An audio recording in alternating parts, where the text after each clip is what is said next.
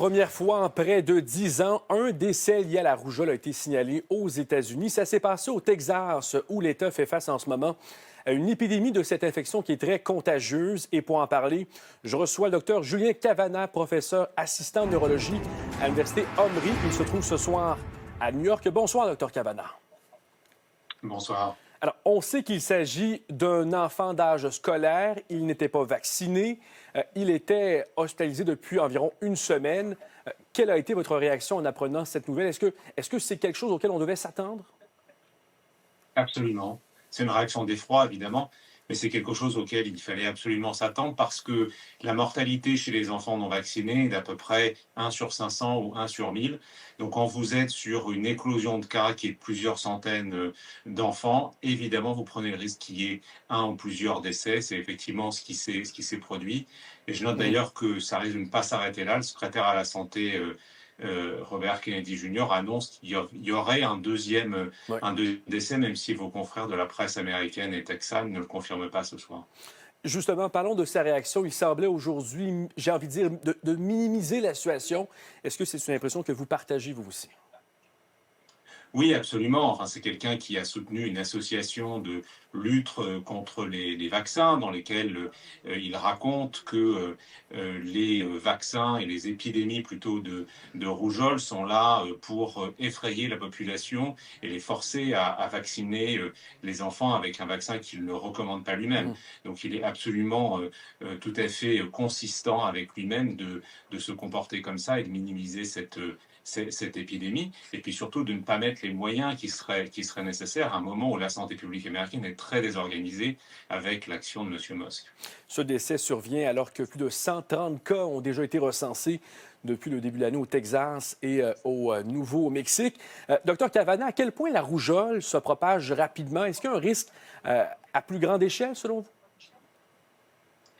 Alors, la rougeole est un virus qui se propage extrêmement facilement. C'est un virus qui est aéroporté. Si vous avez une personne contaminée dans une pièce, presque toutes les personnes vont être contaminées. Donc, par rapport à ce qu'on a connu, par exemple, pendant l'épidémie de Covid, c'est quelque chose qui est beaucoup, beaucoup plus contagieux.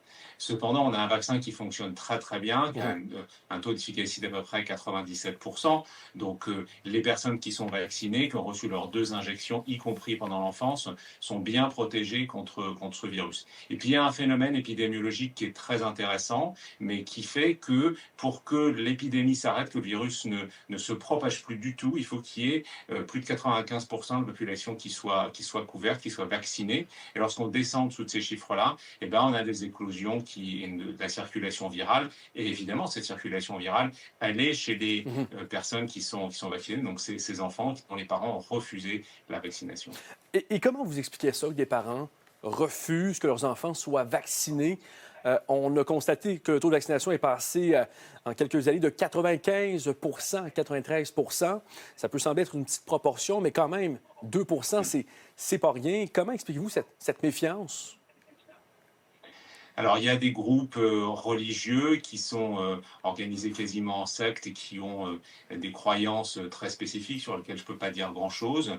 Mais il y a aussi toute une méfiance dans la population qui vient de ces groupes anti-vaccins et qui s'appuie sur tout un tas d'études absolument fantaisistes ou de pauvre qualité. En particulier, une étude des années 90 d'un confrère britannique, M. Wakefield, qui annonçait qu'il y avait un lien entre ce vaccin et l'autisme. C'était une étude sur à peine 10 patients, très très mal ficelés, et qui en plus était truqué. Il a fini par admettre ne pas avoir suivi la méthode scientifique Mhm. pour obtenir ces données. Et il a d'ailleurs été radié du Collège royal des médecins au Royaume-Uni, et son étude a été retirée du Lancet, qui était le journal scientifique dans lequel elle a été publiée.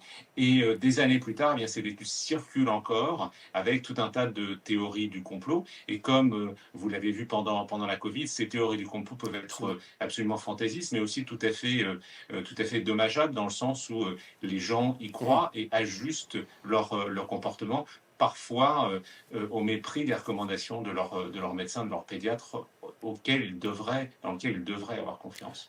Docteur Cavanagh, rapidement, en 10 secondes, on pense souvent aux éruptions cutanées ou encore la toux, mais il y a vraiment des symptômes qui sont beaucoup plus graves et ça peut toucher le cerveau même, je crois.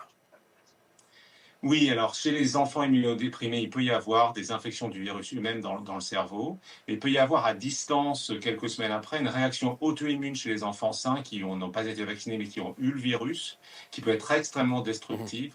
Et puis, il y a aussi, des années plus tard, la fameuse panencéphalite sclérosante, qui est Mhm. une maladie neurologique absolument terrible, qui peut se déclarer des années Mhm. plus tard. Et donc, vous voyez, ces enfants non vaccinés qui ont attrapé le virus peuvent devenir, des années plus tard, de véritables bombes à retardement neurologique Mhm. avec des complications qui peuvent être très à distance et absolument fatales. Et donc, c'est très triste pour ces enfants quand ça arrive, lorsqu'on a un moyen très simple de prévenir tout ça, qui est la vaccination. Docteur Cavanagh, je vous remercie beaucoup. C'est très gentil d'avoir pris le temps de nous parler ce soir.